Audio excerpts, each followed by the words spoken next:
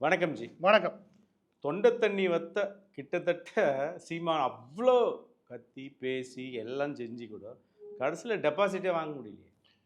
Deposit வாங்க முடியலன்றது எல்லா செய்தி நிறுவனங்களும் போடக்கூடிய செய்தி. ஆமாம்.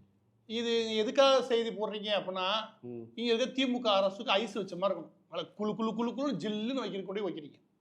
நியாயமாக நேர்மையாக ஒரு செய்தி நிறுவனத்துக்கு இங்கே வக்குன்னு ஒன்று இருக்குன்னா என்ன போடணும்? போன முறையை விட 2 மடங்கு அதிகமாக ஓட்டுகள் வாங்கிய சீமான் இப்படி போடலாமா? இல்லாட்டி ஓட்டு வங்கியை அதிகரித்த சீமான் இப்படி போடலாமா?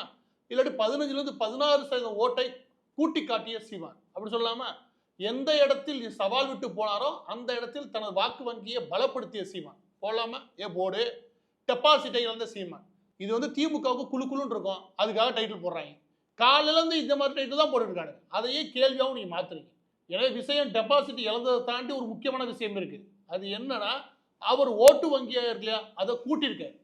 அதை கூட்டுற இடத்துல அவர் எப்படி கூட்டினான்றத யாரோ ஒருத்தனாவது பேசணுமா இல்லையா? இல்லை, நானே கேட்குறேன். 7% 15 16 வருவார்னு வச்சுக்கோங்களேன். அது எப்படி நாம் தமிழர் கட்சி ஓட்டுன்னு மட்டும் எப்படி சொல்றீங்க நீங்க? அதை வேற யார்கிட்ட அவர் ஓட்டு கேட்டாரு? எடப்பாடி பழனிசாமி தலைமையான அதிமுக இருக்கு இல்லையா, அவங்களே எனக்கு ஓட்டு போடுன்னு நீங்க சொன்னாரா? கிடையாது. ரெண்டாவது உண்மையான ஒரு ரகசியம் சொல்லவா? விஜய் இருக்கார்ல, விஜய் தன்னுடைய தமிழக முன்னேற்ற கழகத்தினுடைய நிர்வாகிகள் எல்லா பேருக்கும் ஆர்டரே கொடுத்துட்டாரு. அது முக்கியமாக மறைமுக ஆர்டரு. விஜய் சார்ந்த அந்த குறிப்பிட்ட கட்சி எது தமிழக முன்னேற்ற கழகம் இல்லையா, இதனுடைய தொண்டர்கள் யாருமே நாம் தமிழருக்கு ஓட்டே போடக்கூடாது. நாம் தமிழருக்கு ஓட்டே போட யாருக்கு வேணா போட்டுக்கணும், நாம் தமிழுக்கு ஓட்டு போடக்கூடாது. அப்போ அந்த 20% ஓட்டு, அதாவது லயோலா காலேஜ் சர்வே பிரகாரம், லயோலா காலேஜ்ல போய் கேளுங்க, எங்கடா அந்த 20% ஓட்டுன்னு சொன்னீங்க, அது எங்கடா? அந்த 20% திமுக தான் போயிருக்குன்றீங்க. திமுக போச்சோ போகலையா, அந்த 20% ஓட்டு எங்க? எனவே விஜயுடைய ஒரு பகுதி ஓட்டு, விஜய் அரசியல் கட்சி ஆரம்பிச்சா ஒரு பெரிய பகுதியான ஓட்டு நாம் தமிழர் கட்சியை விட்டு வெளியே இறங்கினா. இத வேற யாரும் கிடையாது, எல்லாருமே செய்து செஞ்சாங்க. இன்னைக்கு விஜய் அவர்கள் தன்னுடைய கட்சி நிர்வாகிகளுக்கு மறைவப்பட்ட உத்தரவு வழியாக அவரு சீமானுடைய ஓட்டு வங்கி குறையும்னு நினைக்கிறார். அவர் நினைக்கிறார். இன்னொரு கூட அதிமுக என்ன சொல்றாங்க, எங்களுடைய கட்சிக்காரங்கள நோட்டாவுக்கு போடுவாங்க. நோட்டா வாங்கினது எவ்வளவு? 5000 ஓட்டு. 5000 ஓட்டு. அப்ப அவங்க கட்சி ஓட்டு எடுத்துக்கிறாங்களா அதிமுக? அப்போ அவங்களும் சீமான புறக்கணிச்சு அவர் ஓட்டு போகக்கூடாதுன்னு நினைச்சாங்க. இப்படின்னு எல்லா பேரும் நினைச்சது ஒரு பக்கத்து. அதை தாண்டி எவ்வளவு காசு கொடுத்தீங்க? நாம் தமிழர் எந்த இடத்துலையும் ₹1 கொடுக்கல. அது ₹1 கொடுக்கல. அவங்களுக்கு இருந்த குறைஞ்சபட்ச பட்ஜெட்டுக்குள்ள தான் அவங்க வேலை பார்க்குறாங்க. அந்த பட்ஜெட்டுக்குள்ள வேலை பார்த்து மக்கள்கிட்ட கொண்டு போய் தன்னோட கருத்தை சேர்க்கிறாங்க. இங்க இருக்கிற ஏதாவது ஒரு செய்தி நிறுவனம் அதை பாராட்டணுமா இல்லையா? ₹1 கொடுக்காம ஒருத்தன் வாங்குற 26,000 ஓட்டு முக்கியமா? இல்லாட்டி ஒவ்வொருத்தருக்கும் 2000 கொடுத்து மக்களை ஒரு குழப்பமான சூழலை எப்பவுமே வச்சு பயமுறுத்தி அடக்குமுறை பண்ணி அழுத்தி ஓட்டு வாங்குற இந்த ஜனநாயகத்தை ஒரு மோசமான நிலைமைக்கு கொண்டு போகக்கூடிய திமுக வாங்கின ஓட்டு நியாயமானதா? அப்படி எவ்வளோ ஒருத்தரா பேசணும்ல, எவ்வளவு காசு கொடுத்தீங்க? காசு கொடுக்காம இதே கொடுத்து வச்சுக்கோங்க, இந்த தேர்தலில் சீமான் அவர்களுக்கு 35% ஓட்டு கூட வந்திருக்கும். காசு மட்டும் கொடுக்கலன்னா. காசு கொடுத்துட்டு அதோட சேர்த்து என்ன சொல்றாங்க எல்லா இடத்துலையும், நீ எங்க ஓட்டு போடுறீங்க, போட்டீங்களா இல்லையா, எங்களுக்கு போட்டீங்களா இல்லையான்றது எல்லாமே எங்களுக்கு தெரிஞ்சுடுறாங்க. அப்பாவி மக்கள் மிரட்டுறது. அப்பாவி மக்களுக்கு என்ன நினைக்கிறாங்க, ஒருவேளை தெரிஞ்சாலும் தெரியும் போல, நமக்கு எது இப்போ வம்பு அப்படின்றாங்க. ஏன்னா காசு வாங்கிட்டோம், நமக்கு எது இப்போ வம்பு. காசையும் கொடுத்து மிரட்டுனா எந்த சாமானிய மக்களும் பயப்படதான் செய்வாங்க. இப்படியான ஒரு நெருக்கடியில சீமானுக்கு ஓட்டு விழுகுதுன்னு வச்சுக்கோங்க. அந்த ஓட்டு எப்படிப்பட்டது? இதையெல்லாம் தாண்டி சீமான் பேசக்கூட கருத்தியலுக்கான ஓட்டு. கரெக்டா? மாற்று மொழி பேசியவர்கள் அந்த ஓட்டு யாருக்கு விழுந்திருக்குன்றீங்க? இப்போ மாற்று மொழி பேசக்கூடிய ஓட்டு பெரும்பாலும் விழுகிறது வந்து பிஜேபி. இப்போ அந்த ஓட்டுமே கண்டிப்பா 100% சீமான் அவர்களை புறக்கணிக்கும். அந்த பிஜேபியில் இருக்கிற அந்த ஓட்டு வந்து நாம் தமிழருக்கு வந்திருக்காது. பொதுவாக அந்த இடத்துலலாம் அவங்க ஹிந்தியில போஸ்டர்ஸ் ஓட்டிக்கிட்டாங்க திமுக. அந்த இடத்துல பொதுவாகவே வராது. ஏன்னா அவங்க தமிழ் தேசியம் பேச கொடுக்காது. அப்போ அந்த ஓட்டு பெரும்பாலும் வராது. இப்படியே ஒவ்வொரு ஓட்டையும் கணக்கு பண்ணி வச்சுக்கவேன். எல்லா பேரும் சேர்ந்து எப்படி சீமானை புறக்கணிச்சும் சீமான் அதிகமான ஓட்டு வாங்கினார். இதை பத்தி பேசணும்ல. நியாயம் நெஞ்சில கொஞ்சமா நேர்மை இருக்கிறவன் இதை பத்தி நியாயமா பேசணுமா இல்லையா? அதை விட்டுட்டு சீமான் பேசுனதுனால எந்த பிரயோஜனம் கிடையாதுன்ற மாதிரி பேசினா என்ன அர்த்தம்? ஓட்டு வங்கியை கூட்டியிருக்காரு. அதுவும் இடைத்தேர்தலில் இப்படியான ஓட்டு வங்கியை கூட்டுனா ஏதாவது ஒரு கட்சியை காட்டுங்க, ஏதோ ஒரு கட்சியை காட்டுங்க. ஓட்டு வங்கியை இழந்த கட்சி வேணா காமிக்கலாம். அதிமுக போனவர் ரொம்ப பெரிய அளவில் இழந்தாங்க. இப்படி நின்ற கட்சி ஃபுல்லாக ஓட்டு வங்கியை இழந்தாங்க. ஆனால் இவர் வந்து நிற்கும்போது என்ன சொல்றாரு, அதை பற்றிலாம் எனக்கு கவலையே கிடையாது, போட்டா போடு, போடலைன்னா போ, நான் வந்து நிற்கிறேன், சொல்றது என் கடமை அப்படி வந்து நிற்கிறார்ல. அந்த துணிவுக்கும் அவர் வந்து நிற்கக்கூடிய அந்த நியாயமான போக்கு இருக்குல்ல, அதுக்குள்ள ஓட்டுன்னு சொல்லணுமா இல்லையா? நம்ம என்னதான் 1008 மாற்று கருத்தை வச்சாலும் சீமான் அவர்கள் சுயமா வந்த சார், யாருக்கு குறுக்க வந்த ஆள் கிடையாது, யாரையும் காட்ஃபாதர் வச்சு பிடிச்சி வெளியே வந்தவரும் கிடையாது. அந்த ஆளு சுயமா எனக்கு தெரிஞ்சு காலேஜில் நான் பார்க்கும்போது, அதாவது காலேஜ் படிக்கிற காலகட்டத்தில் அப்போதான் ஸ்ரீலங்காவில் வார் ஓயிற நேரம், பிரபாகரன் அவர்கள் கொலை செய்கிற நேரம். அந்த நேரங்கள் காலகட்டத்தில் எப்படிதான் இவங்க தமிழகம் முழுதும் ஊடுருவானே தெரியாது தமிழ் தேசியவாதி. அந்த அளவுக்கு கருத்து வேகம் போயிருந்துச்சு. அந்த இடத்துல பேசுனதெல்லாம் சீமான் நேற்று இன்னைக்கு வந்தவர் கிடையாது. தீக்கா மேடைகள்ல ஏறக்குறைய ஒரு 10 வருஷம் தீவிர பேச்சாளர் இருந்து பெரிய பெரிய விஷயங்களை பண்ணிட்டு அதுக்கப்புறம் வந்திருக்காரு தமிழ் தேசிய அரசியலுக்கு. அப்ப இவர் ஒரு களத்திலிருந்து வரக்கூடியாரு.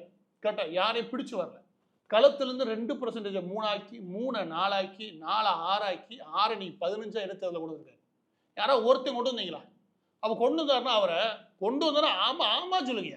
ஒரு உண்மையை சொல்றதுல உங்களுக்கு என்ன கசப்பு? நான் கேட்கறேன். அந்த ஆள் உண்மையிலே கீழே இருந்து வேலை பார்த்து வந்திருக்காரு.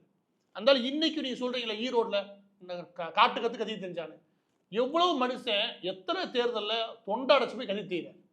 இதெல்லாம் நியாயம் இல்லைங்க. நம்ம சும்மா விமர்சனம் பண்றோம் ஓகே, கருத்தியல் ரீதியாக அவரால் தவறான ஐடியாலஜி ஏதாவது எடுத்து வச்சாருன்னா அதை நம்ம விமர்சனம் பண்ணலாம், தப்பு கிடையாது. ஆனா ஒருத்தரோட உழைப்புக்கான கிராஃப்னு ஒன்று இருக்குல்ல, அந்த ஆள் கடந்த 25 வயசுல இருந்து இவ்வளவு உழைப்பு இருக்கும் அவர்கிட்ட. அவர் சும்மாவா திடீர்னு அரசியலுக்கு வந்தாரு? யாரையா பிடிச்சி வந்தாரா? உழைச்சி வந்திருக்கேன், களத்திலிருந்து உழைச்சி வந்திருக்கேன். நான் எதனால அதை மதிக்கணும்னு சொல்றேன்னா, நான் கல்லூரி காலங்களில் கம்யூனிஸ்டுக்கோ மற்றவங்களுக்கோ சும்மா ஒரு 80 போட போறோம்னு வச்சுக்கோங்க, எல்லா போடுறதும் போய் நிற்பேன். எது வைகோ பெரியார் டேம்ல போட நடத்திருப்பாரு, அங்கேயும் போய் நிற்பேன். ஏன்னா இதெல்லாம் களத்துல மக்களை தொடர்ந்து கவனிக்கக்கூடியவர்களுக்கு வரக்கூடிய விஷயம். அந்த இடத்துல எனக்கு மதிப்பு வருது. ஏன்னா அப்படின்னா நமக்கு தொடர்ந்து களத்துல நம்பர்லாம் பார்த்துருப்போம் இல்லையா, அவங்களுக்கு இதெல்லாம் எந்த லாபமும் கிடையாது. ஆனா களத்திலேயே நிற்கிறாங்க. நீங்க தீக்கா கூட நின்றுக்குங்க, பெரியார் கூட நின்றுக்குங்க. ஆனால் அந்த குறைஞ்ச வயசுல அவங்களுக்கு ஒரு உணர்வு வருது பார்த்தீங்களா, அது மதிக்கத்தக்க உணர்வு. அது மக்களுக்காக ஏதாவது நிற்கும்னு நினைக்கக்கூடிய உணர்வு. அந்த உணர்வோட கீழே இருந்து மேல வரைக்கும் வளர்ந்துருக்கேன் ஒருத்தர். அதை உழைப்பை நம்ம பாராட்டணுமா இல்லை பாராட்டக்கூடாது? நீங்க சொல்லுங்க. கண்டிப்பாக பாராட்டியே தரணும். உழைப்பை என்றைக்கும் பாராட்டணும். அடுத்தது பாஜக தலைவர் அண்ணாமலை இதை பற்றி பத்திரிகையில் பேட்டி கொடுக்கும்போது என்ன சொல்கிறாருன்னா, ரொம்ப கொஞ்சம் ஓவராக ஆபாசமாக பேசிட்டாரோ பெரியாரை பற்றி அப்படின்னு பேசுகிறாரு. அதை தாண்டி அதாவது பெரியாருக்கு வந்து பெருசாக ஓட்டும் கிடையாது. அதாவது அவரை எதிர்த்து பேசினா ஓட்டு போடாமல் இருக்க மாட்டாங்க, போடவும் மாட்டாங்க. அதெல்லாம் பழைய சரக்கு அப்படின்ற மாதிரி பேசுகிறாரு. இல்லை முதல்ல ஆபாசமாக சொல்ல விரும்பலை. ஏன் நீங்களும் ஆபாசமாக பேசவே இல்லையா? ஒருத்திய 2 பேர் வச்சிருக்கா பேசலையா? ஆபாசம் பற்றி அதை எதை வச்சு சொல்கிறாருன்றது விடுங்க. ஆபாசத்தை பற்றி நீங்கள் பேசக்கூடாது, முடிஞ்சு போச்சு. ரெண்டாவது என்ன சொல்கிறீங்க, பெரியாரை அடித்தா ஓட்டு இல்லை, அடிக்காமே ஓட்டு இல்லை. இது கிடையவே கிடையாது. இங்க இருக்க பட்டியல சமூக மக்கள் இருக்காங்களே, பெரிய லெவலில் ஏமாற்றப்பட்டிருக்காங்க இந்த ஈவே ராமசாமி வச்சு. மதமாற்றம் இருக்கு இல்லையா, கடந்த 25 வருஷத்துல தீவிரமான மதமாற்றம் எதை வச்சு நடந்துக்குன்னா, இந்து மக்களுக்கு எதிரான ஒரு பிரச்சாரத்தை தீவிரப்படுத்திருக்காங்க. யாரு? கிறிஸ்தவ மிஷினரி. அதுக்கு நேரடியாக அவங்க பரப்புறதுக்கு பல பெரியாரை பயன்படுத்திட்டாங்க. பெரியார்ன்ற பின்பம் இருக்குல்ல, இந்த பின்பம் எல்லா வகையிலுமே இங்க வேலை பார்த்துச்சு. இந்த பின்பத்துக்கு முன்னாடி உருவாக்குற கட்டமைப்பு இருக்குல்ல, இந்த உடைச்சே தீரும். நேரடியா பெரியாருக்கு ஓட்டு இருக்கா? இது பேச்சு இல்லை. பெரியாரை வச்சு உருவாக்கின சித்தாந்தம் இருக்கு பாருங்க, அந்த சித்தாந்தத்தின் பின்னாடி இருக்கக்கூடிய பரப்புரை இருக்கு பாருங்க, அதனால இந்த வெறுப்பு பிரச்சாரம் இருக்கு பாருங்க, இது எல்லாருக்கும் இங்க ஓட்டு இருக்கு. அது எல்லாமே அதை தப்ப நம்புது. எனவே இவன் தான் வந்து எல்லாத்தையும் காப்பாற்றுற மாதிரி ஒரு பின்பத்தை உருவாக்கிட்டாங்க. அந்த பின்பத்தை உடைக்கும் போது அந்த சித்தாந்தமும் உடையும். எனவே சித்தாந்தத்தை உடைக்கின்றது ஈவே ராமசாமியோட பின்பத்தை உடைக்காம இங்க உங்களால மாற்று அரசியலை உருவாக்க முடியாது. இந்த இடத்துல ஒன்று சொல்றீங்க நீங்க, எது தெரியுமா ஆபாசம்? நான் திராவிடம் பிளஸ் அரசியல் பண்றேன்னு சீமான் சொல்லல. அந்த மாதிரி பேசிக்கிட்ட ஆளுங்க தான் தப்பு. நான் சொல்றேன் திராவிடம் பிளஸ் அரசியல்வாதி நான் சொல்றேன்னு வச்சுக்கவேன், என்னை விட ஒரு ஆபாசம் பேச எவனுமே கிடையாது. எதுவுமே திராவிடம் பிளஸ் அதுவே ஒரு போலி, அதுவே ஊரை ஏமாத்துற வேலை. அதை வச்சுக்கிட்டு தான் வருஷம் ஃபுல்லாக ஏமாத்திட்டு இருக்காங்க பெரியாரை வச்சு. அதை வச்சு பட்டியல சமூக மக்களையே மூளைச்செலவு பண்ணி வச்சிருக்காங்க. இப்படி இருக்கும்போது அதன் பின்னாடி ஃபுல்லாக பார்த்தா பிரிவினவாதிங்க. இப்போ இருக்கும்போது ஈவே ராமசாமி பின்பத்தை உடைச்சி விட்டுட்டு நாங்கள் தான் திராவிடம் பிளஸ் அரசியல் பண்றோம் அப்படின்னு சீமான் சொல்லலை. அது மாற்று அரசியல் கிடையாது. நீங்க திராவிடம் பிளஸ் வந்தாலும் மாற்று அரசு கிடையாது. அதுல ஆரம்பத்தில் என்ன பண்ணீங்க, பெரியார் வந்து சமூக நீதி காத்தான்னு பேசுனீங்க. அப்ப உங்களுக்கு சித்தாந்த பலம்னு ஒண்ணு இல்லை. இந்துத்துவ சித்தாந்த பலத்துல தேசியவாத சிந்தனையில எந்த இடத்துல ஈவே ராமசாமி உங்களுக்கு ஒட்டுவாரு? எனவே அவரை உடைச்சு நீங்க வெளியே கொண்டு வந்து ஒரு அரசியல் செய்யணுன்ற ஒரு நோக்கம் இருக்கு இல்லையா, அந்த நோக்கம் உங்களுக்கு ஏதோ விதத்துல பதட்டத்தை உருவாக்கிருக்கு. ஆனா அதை இன்னைக்கு சீமான் பண்ணியிருக்காரு. ரெண்டு கொஞ்சம் வித்தியாசம் பாருங்க. யாரு இது வரைக்கும் ஈவே ராமசாமி தேர்தல் காலத்துல இந்த போடு போட்டது? யாருமே கிடையாது. துணிஞ்சு உடைச்சது இங்கே சீமான். எனவே அதுக்கு பாராட்டணுமா இல்லையா? அதை எள்ளி நகையாடிட்டு அது ஏதோ சாதாரண விஷயமா தள்ளி விடுறது இல்லையா, அது அகங்காரத்தனமான போக்கு. என்னை கேட்டீங்கன்னா அவர் பண்ணியிருக்கான பாராட்டணும். அது நிச்சயமான உண்மையை பேசியிருக்காரு. அதுல நமக்கு ஓட்டு வரும் வரலைன்றது கிடையாதுங்க. அரசியல்ன்றதே மக்கள் நலன் சார்ந்தது. அப்பதான் மக்கள் நம்ம ஏத்துப்பான். இப்படி ஒரு அரசியல் பண்றவனே எங்க ஓட்டெல்லாம் அவர் கவனத்துக்கு போச்சுட்டு உங்களுக்கு இருக்கக்கூடிய ஒரு ஒரு பொறாமையோ ஏதோ ஒரு காரணத்தினால அதெல்லாம் இல்லைங்க அப்படின்னா உங்களை எப்படி பார்ப்பேன்னு வச்சுக்கவேன், ஒரு அகங்காரத்தின் மனுபவமாக பார்ப்பாங்க. இப்போ இன்னொரு கேள்வி, இப்போ நீங்கள் சீமானோட உழைப்பை பற்றி சொல்லுறது என்னால் புரிஞ்சிக்க முடியுது. இப்போ இன்னொரு கேள்வி, இப்போ நீங்கள் கூட கம்யூனிஸ்ட்லேருந்து வந்தீங்க. கம்யூனிஸ்ட்லேருந்து வந்த பிறகு தேசிய சிந்தனை, பாஜக ஆதரவு நிலை, இது மாதிரி ஒரு ஸ்டாண்ட் எடுக்கிறீங்கல்ல, அந்த ஸ்டாண்டில் நீதி நேர்மை நியாயம் தவறு சுட்டி காட்டுறீங்க. ஆனால் இப்போது நம்ம சீமான் கிட்ட வந்து ஆரம்பத்தில் தீ காத்தி அதை விட்டுருங்க, இப்போ அந்த தமிழ் தேசியம்ன்ற ஒரு விஷயத்தில் கூட ஒரு தெளிவாக, இப்போ நம்ம தேசியத்தில் இருக்கிற நம்மளே கூட இப்போ பெரியார் விஷயத்தில் நம்ம ஆதரிக்கிறோம். அந்த மாதிரி ஒரு தமிழ் தேசியம்ன்றதுல கூட ஒரு தெளிவாக ஒரு விஷயத்த பேச மாட்டாரு, அங்கங்கே சறுக்கிறாருன்னும் போது தான் அவர் மேலே இருக்கிற நம்பிக்கை இல்லை. பொதுவாக சித்தாந்தத்தை எடுத்து பேசுறதுல சீமானை அப்படியே பிரதிபலிப்பாங்க அவருடைய கட்சி ஃபுல்லாமே. கட்சியில் அவங்களுக்கு பேச்சாளர்களுக்கு பஞ்சமே இருக்கு. ஏன்னா சீமானால ஈர்க்கப்பட்டு மனசுக்குள்ள உள்வாங்கி அவராகவே மாறினாள். நீ பல இடங்களில் சீமான் பேசுகிற மாதிரி கையை உயர்த்தி பேசக்கூடிய ஆளெல்லாம் பார்க்க முடியும். எனவே சீமான் சாதாரண கருத்தியலை இங்கே ஊண்டலை, வலுவான கருத்தியலை ஊண்டிருக்காரு. ஆனால் எப்போவுமே மனிதனால் உருவாக்கக்கூடிய இந்த ஐடியா இருக்குல்ல, இதெல்லாம் மனிதனால் உருவாக்குற ஐடியா, எல்லாம் மனித மூளைக்குள் உருவாக்கக்கூடிய ஐடியா வச்சுக்கோங்க. இந்த மாதிரி ஐடியாக்கள் 100% பியூரிட்டி இருக்காது, 100% அது சுத்தம் இருக்காது, அதில் சில குழப்பங்கள் இருக்க தான் செய்யும். ஆனால் அதையும் தாண்டி அவர் எதை விதமான அரசியல் பண்ணுறாரு, வெறுப்பு அரசியலாக மாறி எல்லா மக்களுக்குமான அரசியல் இல்லாமல் போச்சு வச்சுக்கோங்க, அதை நம்ம ஏற்கக்கூடாது. அந்த மண்ணில் கூடிய எல்லா மக்களும் நல்லா வரணும், அந்த மண்ணில் இருக்கக்கூடிய எல்லா பேரும் நல்லது நடக்கணும் அப்படின்றத தாண்டி அந்த மண்ணுக்கான உரிமையும் பேசணும். இந்த ரெண்டுக்குமான அரசியல் நியாயமானது. அதை பேசுகிறாரா இல்லையான்றதான் விஷயம். அதை விட்டுட்டு யாரோ ஒருத்தருக்கு எதிராக, எடுத்துக்காட்டு ஈவே ராமசாமி எப்படி பிராமணிக்கு எதிராக பேசி ஒரு வெறுப்பு பிரச்சாரத்தை பரப்பினாரோ, அவர் ஒரு மொழி சார்ந்த ஒரு வெறுப்பு பிரச்சாரத்தை பரப்பினா வச்சுக்கவேன், நானே தப்புன்னு சொல்லி. நீ உங்கள் மொழி உயர்ந்தது, உங்கள் மொழிக்கான அங்கீகாரம் கிடைக்கல, அதுக்கான சரியான இங்கே ஆட்சி அமையலை, அந்த ஆட்சி எப்படி அமைஞ்சிருக்குன்னு பேசுறதுலாம் தப்பே கிடையாது. இன்னொரு மொழி ஒளின்னு சொல்லி பேச முடியாது, இன்னொரு மொழியை தாழ்த்தி பேச முடியாது, இன்னொரு மொழியை அவமானப்படுத்தி பேச முடியாது, இன்னொரு மொழியை வீட்டில் வெறுமனே பேசுறதுனாலே அந்த மக்களையும் அவமானப்படுத்த முடியாது. நான் சொல்ல போகுது, இந்த மண்ணில் கூடிய எல்லா பேருமே தமிழர்கள் தான், எல்லா பேருமே நல்ல வாழ்வாகும். அதற்கு என்ன மாதிரியான நம்மகிட்ட கருத்தியல் இருக்கு.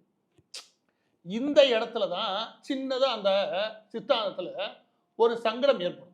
அதை அவரால் சரி கட்ட முடியும். இப்போ மணியரசன் போன்றவர்களை அவரால் சரி கட்டுவான்னு வச்சுக்கோங்க, அந்த மாதிரி சரி கட்ட முடியும் அவரால் வச்சுக்கோங்க. அவர் எல்லா தரப்புக்கான மனிதராக மாறுறாரு. அவர் உருவாக்கிக்கூட அந்த சிந்தனை இருக்குல்ல, அது பிரிவினவாத சிந்தனையாக இல்லாமல் தேசவாதத்தோடு நின்று அதோடு சேர்த்து அவர் இந்த மண்ணுக்கு நான் மாற்றத்தை கொடுக்க விரும்புகிறேன், அது நல்ல ஆட்சின்ற அடிப்படையில் எல்லா தரப்பு மக்களுக்கான அப்படின்னு தெளிவுபடுத்தி கொண்டு போயிட்டாருன்னு வச்சுக்கோங்க, சீமான் நிச்சயம் அடுத்த கட்டத்தை நோக்கி நகர்வார். எப்படி பார்த்தாலும் இந்த இடைத்தேர்தலில் வாங்கியிருக்கிற ஓட்டுன்றது அவர் வளர்ந்துருக்கிறான்றதை காட்டினதை ஒளியே வேறு எதுவும் கிடையாது. டெபாசிட் இழந்தார், அதை இழந்தார், இதை இழந்தார்லாம் சும்மா பரப்புரையாக பேசுறதுக்கு வேணால் உதவுமே ஒளியே உண்மையிலேயே வளர்ச்சியை தீவிரமாக காட்டியிருக்காரு சீமானவர். மிக்க நன்றி. மிக்க நன்றி.